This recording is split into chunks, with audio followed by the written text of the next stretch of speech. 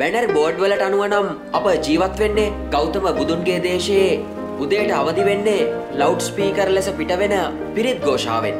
පාසල්ද පටන් ගන්නේ පන්සිල් අරගෙන සියලු සත්වයෝ නිදුක් වෙත්වා නිරෝගී වෙත්වාද කියමින්.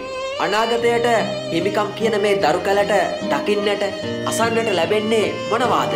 බෞද්ධ පුරවරයක් ලෙසට හඳුන්වන පානදුර පුරවරයේ තිබෙන ප්‍රධානතම බෞද්ධ කාන්තා පාසලක් ශ්‍රී සුමංගල බාලිකා විද්‍යාලය. එම විදුහලේ 18 අවසරක් පුරා දරුවන්ගේ කැතකුණු අතගෑ අම්මාවරුන් දෙදෙනෙකුගේ කතාවට සවන් දෙමු. මන්නඩිගේ මල්කාන්ති ප්‍රනාන්දු වයස අවුරුදු 53යි. වඩුගේ රාණි ප්‍රනාන්දු වයස අවුරුදු 52යි. මොවුන් පාසලේ සේවයට බැඳුනේ පිළිවෙලින් 1993 හා 1995 වර්ෂවලදී.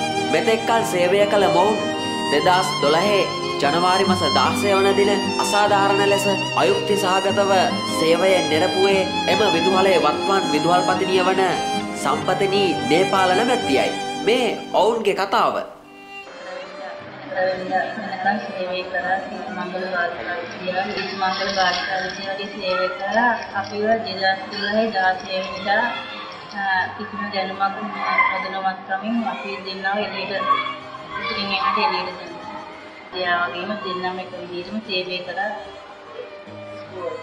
මොවුන්ට සිදු වූ මේ අසාධාරණය මොවුන් මානව හිමිකම් කොමිසමට හා දිස්ත්‍රික් කම්කරු කාර්යාලයට දැනුම් දෙනවා. එය දැනගත් වහාම මෙම විදුහල්පතිනිය මොවුන් දෙදෙනා පාසලට කැඳවා ලියපු කොළ දෙකකට අත්සන් ගත්තේ. එම ලියපු කොළ දෙකේ අන්තර්ගතය ගැන කිසිත් නොදන්වා මේ කීර්තිමත් පාසල් පීඩාවට පත් කරන්නේ දරුවන් දෙගුරුන් පමණක් නොවේ. දරුවන්ගේ කැතකුණු අතපතගා ජීවිතය ගැට ගහ ගන්න හදන මෙවැනි මව්වරුන්ද සිටී.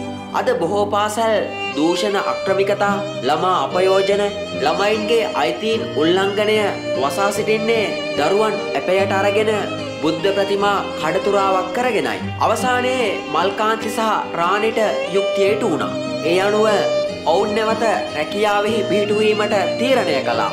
ඒ දිස්ත්‍රික් කම්කරු කාර්යාලයේ පැවැත් වූ පරීක්ෂණයෙන් අනතුරුවයි.